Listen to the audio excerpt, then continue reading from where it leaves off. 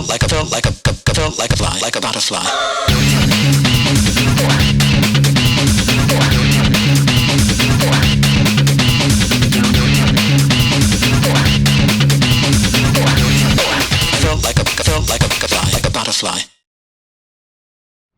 Eh bien bonjour à tous, on se retrouve pour une toute nouvelle vidéo des Trip Parcs Nautiques. Nous sommes dans un tout nouveau parc d'attractions que je n'ai jamais fait. Il est quasiment 15h10. Il faut dire qu'on entame un petit trip de 4 parcs et le premier d'entre eux c'est Plopsaco. Plopsaco qui fait partie donc du groupe Plopsa comme vous l'aurez compris. Certes il n'y a pas énormément d'attractions intéressantes, vous voyez notamment ici un spinning coaster, mais par contre la première impression que donne le parc c'est qu'il est putain de beau. En fait il est niché dans les Ardennes belges. Vous prenez des routes ultra sinueuses pour y avoir un accès. Et derrière donc vous avez plusieurs petites attractions qui jouent avec ce dénivelé. Je pense notamment à ce télésiège. Il y a une luge d'été, il y a 2 coasters et il y a la merveilleuse cascade de Co qui a donné le nom finalement au parc Plopsaco. Faut savoir qu'auparavant le parc s'appelait Téléco. Et derrière voilà il s'est développé. Bon peut-être pas grandement, hein, c'est un petit peu le mal aimé du groupe Plopsa parce que c'est super compliqué de développer un parc comme ça dans un environnement aussi complexe que dans les montagnes, hein. Ils ont beaucoup plus de contraintes qu'à Deux Pannes par exemple. Mais voilà, pour l'instant une très bonne impression sur le parc Global. Par contre il y a un truc qui nous avait pas manqué, c'est les musiques Plopsa, hein. Là on a l'impression de se retrouver à Plopsaland, c'est assez bizarre. Mais bref, je vous propose donc de commencer par découvrir les attractions et un petit peu se balader dans les ruelles du parc. On est parti pour faire le Schtroumpfer. Alors le Schtroumpfer c'est une pseudo-nouveauté, on va pas se mentir, hein, parce qu'en réalité cette attraction existait déjà auparavant. C'est donc un Vekoma MK700. Les Vekoma MK700, on en a déjà fait un ou deux de mémoire. J'en ai un en tête, c'est Révolution à Bob Island, ou en tout cas c'est le modèle MK700. En réalité Révolution à Bob Island c'est plus un coaster voilà, de type Vekoma Illusion. Donc il a été rethématisé, vous l'aurez vu, en thématique Schtroumpf.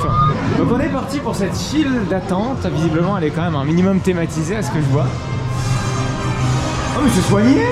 Ah c'est bien, c'est un peu dans le style RTH, il y a quand même un peu d'ambiance quoi.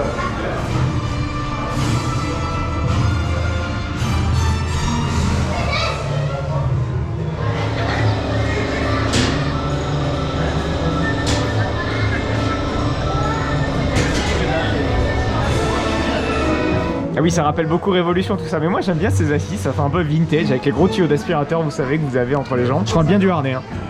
Les portillons se ferment, le pchit de démarrage. Allez, c'est parti, on a hâte. Évidemment, on est au premier rang. Les rails sont propres. L'éclairage, par contre, est inutilement allumé. Wow, et le lift, je m'attendais pas à ce que ce soit aussi long. Oh là!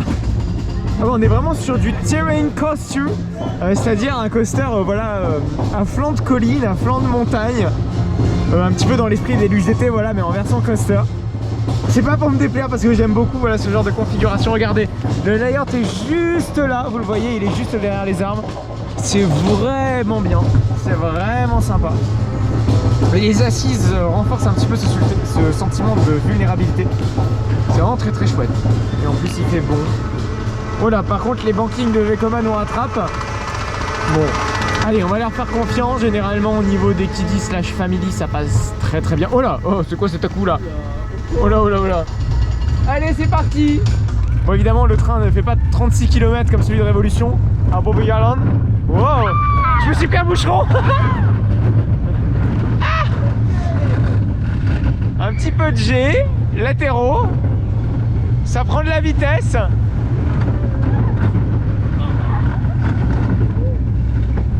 Quelques petits bankings. Oh, un petit airtime. Ah, mais c'est quoi ce truc? Ah mais c'est quoi cette drop? Ok, on reprend de la vitesse.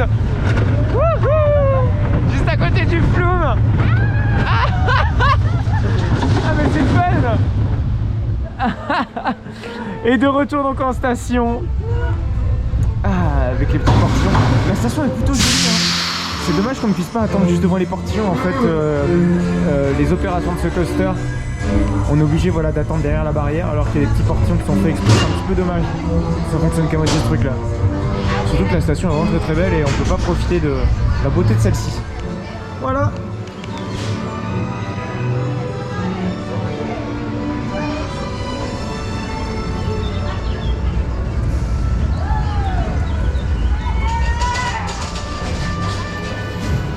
Verdict du bousin, c'est très fun. Son cadre est magnifique, la théma est plutôt chouette. La musique est bien, par contre les enceintes mériteraient d'être un petit peu plus cachées. Voilà, l'éclairage, je pense pas que ce soit nécessaire de l'allumer à cette heure-ci. Bon, en soi, voilà, les bankings sont un petit peu hasardeux, c'est du Vekoma un petit peu old génération. C'est pas forcément ce qu'il y a de mieux, mais franchement c'est fun.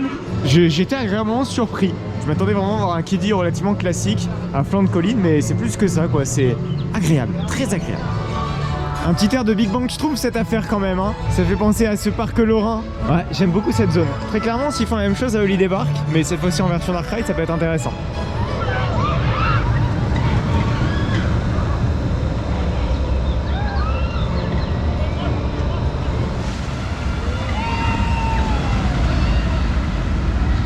Ce coaster n'a pas connu que la thématique Schtroumpf, il a également connu la thématique Alvart. Alors Alvart c'était le père de Vic le Viking. Et encore avant, il s'appelait modestement Coaster, puisqu'elle a ouvert à la fin des années 80 de mémoire. Bon, comme quoi il y a eu quand même plusieurs évolutions et derrière je trouve que la finalité est plutôt bonne. Et ça c'est intéressant, c'est pas toujours le cas de toutes les rethématisations. Petite parenthèse également, pourquoi ça s'appelle un MK700? Parce qu'en fait ça correspond à la dimensionnement entre les deux rails. C'est-à-dire qu'il y a 700 mm entre le rail gauche et le rail droit si vous voulez. Et 1200, voilà, il y a 1200 mm entre les deux rails. Ça c'était pour votre culture personnelle. Par contre, il y a l'air d'avoir des choses fermées là-bas. On dirait que c'est des anciens labyrinthes qui ont été exploités par Plopsa il y a très longtemps, parce qu'on voit l'ancien logo du parc avec la fameuse télé, le roi Plopsa, c'est comme ça qu'il s'appelait. Donc pour moi, cette partie-ci existait, mais elle est désormais plus ouverte au public. C'est dommage.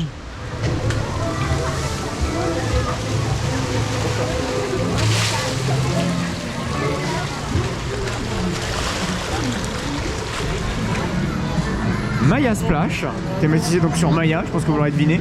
Bon, le thème n'est pas très présent honnêtement, à part 2-3 petites statues, en espérant qu'il sera suffisamment humide parce que le temps est relativement clément.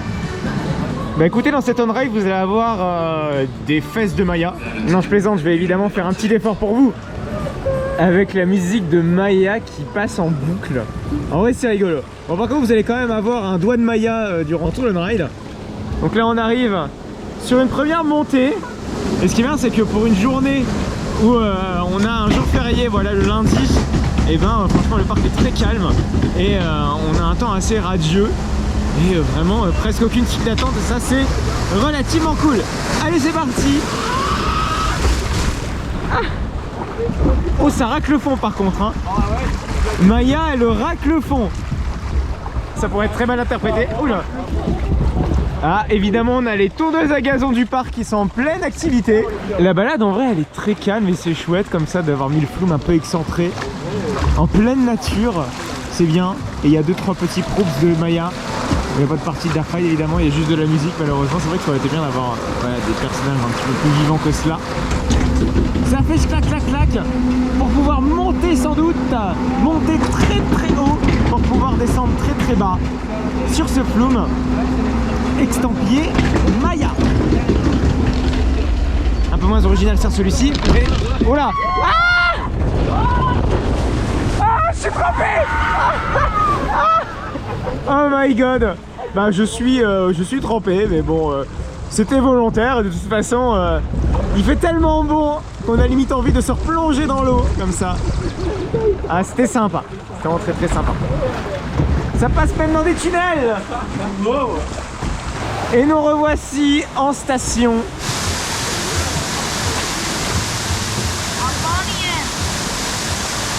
Ouais, c'était vraiment chouette. Je valide complètement ce flume. Ce qui est marrant, c'est qu'on sent très bien l'identité Plopsa. Pour moi, il devrait se détacher un petit peu des musiques, de l'ambiance de fond d'un parc Plopsa. Il devrait vraiment se concentrer voilà, sur la nature, etc. C'est vrai que le thème jurassique, ça s'y prête plutôt bien. En parlant de thème jurassique, je vous propose donc d'aller faire le Dino Splash. Alors contrairement à la version de Plopsaland, ce n'est pas un flume, c'est par contre un dueling de toboggan, si on peut encore appeler ça un dueling, parce qu'en réalité il y a 3 parcours, donc des parcours beaucoup plus classiques, c'est-à-dire en ligne droite et un half-pipe. Mais d'abord nous sommes dans l'obligation de gravir les marches avant de pouvoir arriver donc à ces fameux petits toboggans, assez grands toboggans, ça paraît pas, mais vraiment ça fait sa certaine hauteur. C'est plutôt bien thématisé pour ce genre de flat ride parce que c'est vrai que c'est pas super bien thématisé d'habitude. Donc on va pouvoir faire un choix, soit à la gauche avec les toboggans classiques, soit à la droite avec le half pipe. Alors ce qui est bien, c'est qu'on n'a pas besoin de remonter nos canoës à la marche. On a un petit tapis roulant qui est juste au milieu. Et ça c'est cool quand même.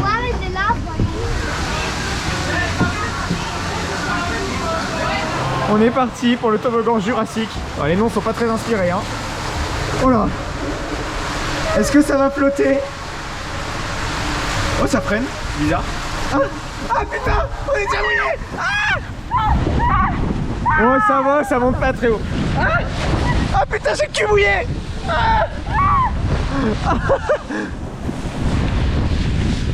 Ouais bon c'est fun mais bon, on l'a fait une fois quoi, mais j'ai pas trouvé ça exceptionnel. Bon honnêtement il n'y a pas énormément de vitesse, mais ça reste fun et beaucoup mieux que des toboggans classiques.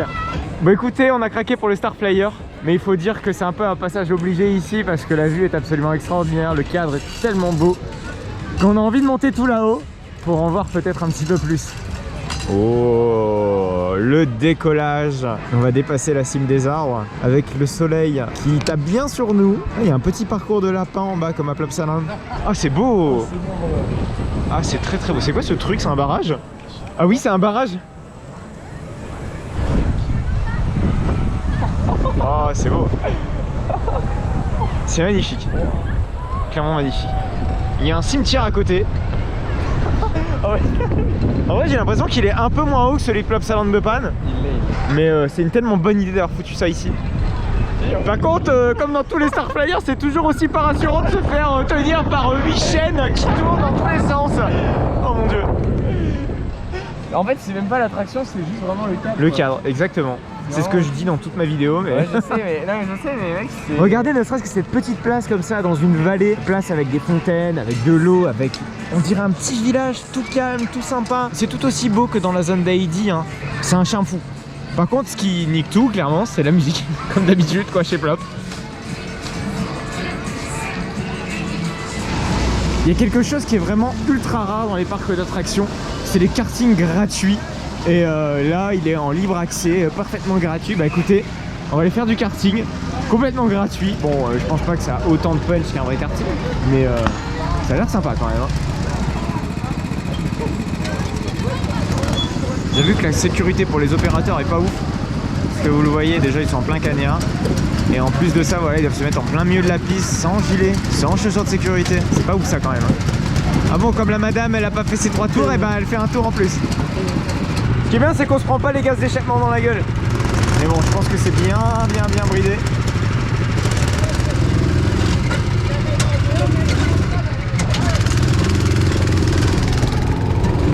Allez c'est parti. Je me suis fait dépasser par doublon. Allez on va essayer de dépasser ce couillon.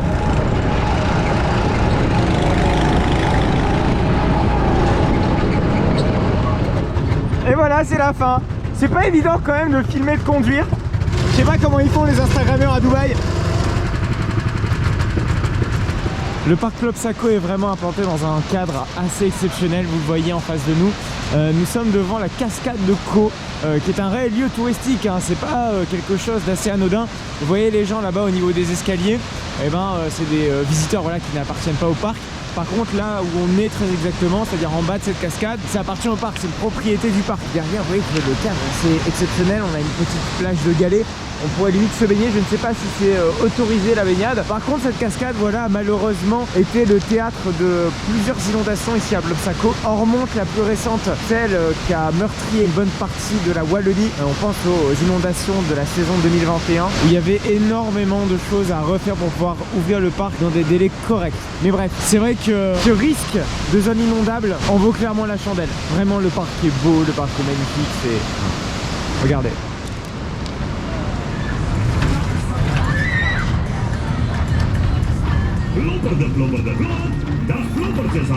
Vicky the Ride c'est un spinning coaster du constructeur Gerstlauer. C'est un constructeur que je n'ai jamais réellement expérimenté hein, pour ces spinning coasters. Évidemment on connaît Anubis, on connaît Fury à Bobby Island. Voilà, c'est des machines qu'on connaît très bien. Mais là c'est vrai que le modèle spinning c'est pas des choses finalement qu'on connaît très bien. Voilà, bon écoutez, ça a l'air sympatoche. Est-ce que ce sera aussi mieux que la version de chez Moror Zoneux? Ça c'est la question. Mais écoutez, je vous propose qu'on embarque dans ces petits wagonnets et on va très vite avoir le résultat.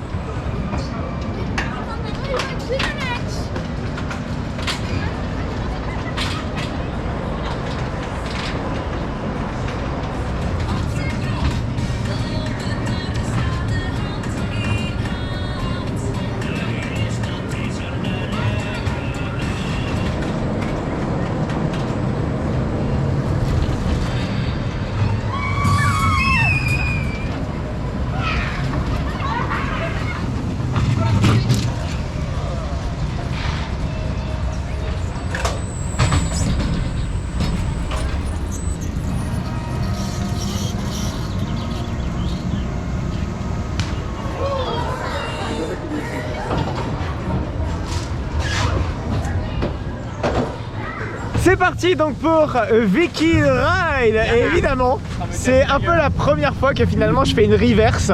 Mais bon, c'est là, j'ai envie de dire, c'est la configuration du coaster qui est ainsi. Puisqu'en effet, contrairement au Spinning Coaster de chez Morror's Zone, nous sommes face à face. Et là, putain, c'est magnifique quoi. Non mais regardez le cadre.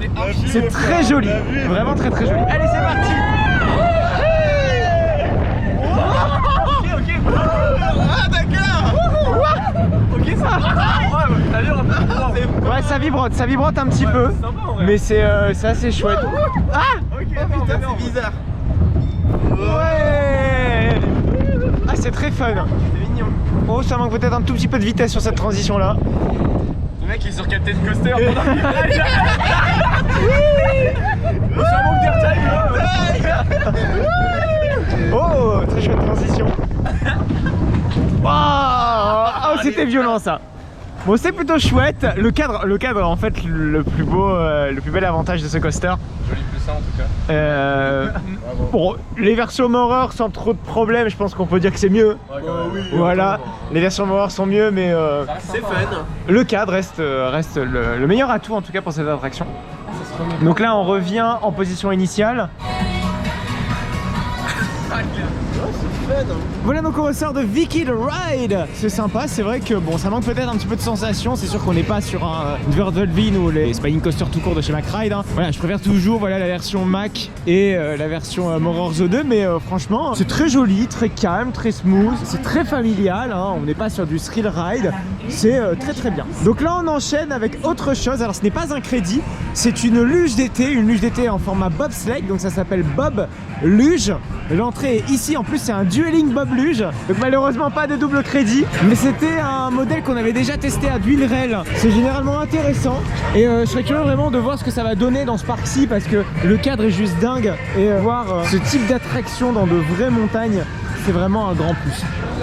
Donc là on va entamer la montée, donc ça se fait donc par remontée mécanique, hein. C'est ni plus ni moins un tire-fesse sans le petit disque là. Et là on va donc accrocher donc, sur notre luge ce fameux téléski.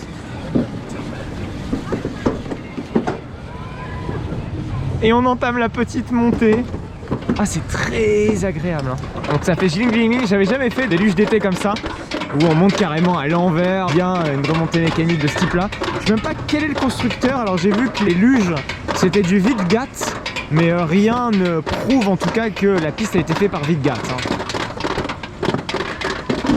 hein. Ah, attention. Ça y est, on est au bout.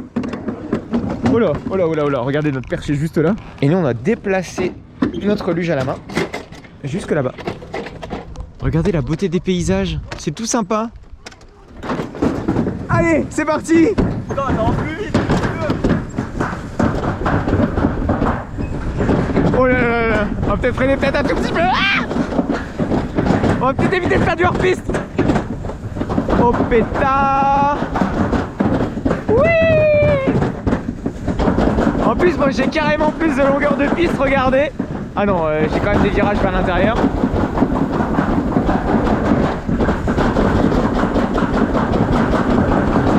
Wow. Putain. Oh là, j'ai eu un petit peu peur parce que mon cul a failli dérailler. Par contre, on se retrouve quand même à une certaine... tout seul quand même à un certain moment. Par contre, je me fais rattraper comme un salaud. Allez, on accélère.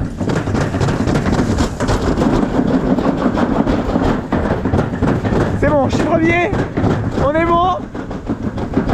Là, on arrive sur la fin. Je pense qu'on a gagné. Bon, par contre, si on déraille, là, on atterrit dans la petite rivière. Voilà, par contre, je vais peut-être continuer à accélérer parce qu'on me rattrape. Mais oui, c'est bon, on a gagné. C'est fou.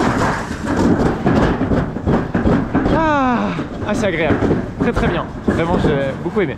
Je pense que c'est une victoire écrasante, non? Au départ, glissait mieux, malheureusement. Bah écoutez, pour moi c'est validé, c'est fun, c'est long, on peut prendre une belle vitesse là-dedans. On a vraiment la possibilité de pouvoir contrôler notre vitesse comme on le souhaite. Ça reste une des meilleures luges d'été quand même que j'ai faites. C'est vrai que j'en ai fait une très très chouette dans les Alpes il y a très longtemps. C'est du Sun Kid.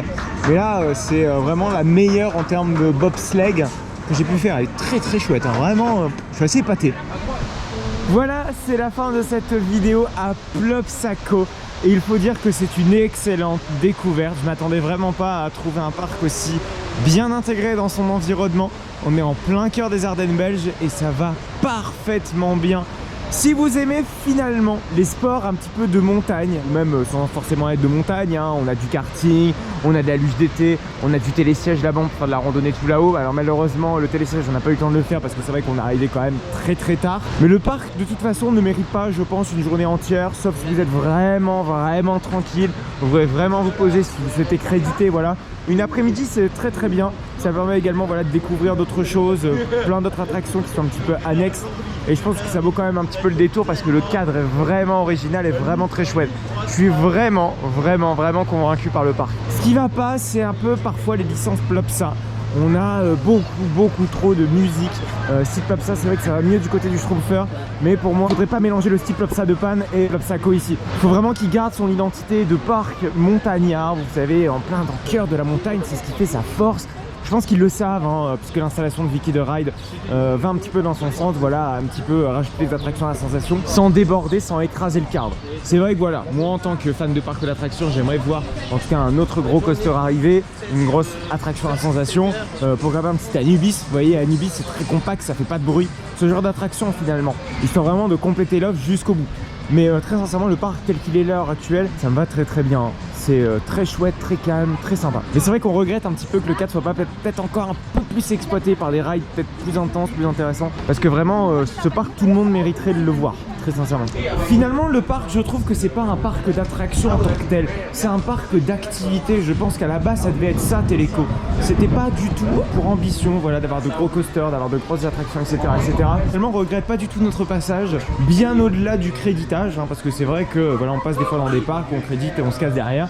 Là finalement à la fin on avait encore envie de rester. Écoutez, c'est sur ce parking que l'on va se quitter là. J'espère en tout cas que cette vidéo vous aura plu. N'hésitez surtout pas à vous abonner puisque c'est la première vidéo d'une série de 3 autres dans lequel on va visiter Frepertus City, Holiday Park et Trips Drill. C'est des parcs qu'on n'a jamais fait, c'est des découvertes totales. Je vous invite très sincèrement à vous abonner pour ne pas manquer les autres vidéos. Ce sera une par semaine, c'est-à-dire le samedi. N'hésitez également surtout pas à vous abonner à mon compte Instagram. Ça vous permet de me suivre dans toutes mes aventures dans les parcs d'attractions. Je vous encourage vivement à aller voir la vidéo à Bobby Island. C'est un autre parc belge qui est pas très loin d'ici finalement, dans lequel on a découvert Terra Magma. Mais il y a énormément de choses à dire justement sur ce film. Et d'ailleurs j'y découvrais également Fury.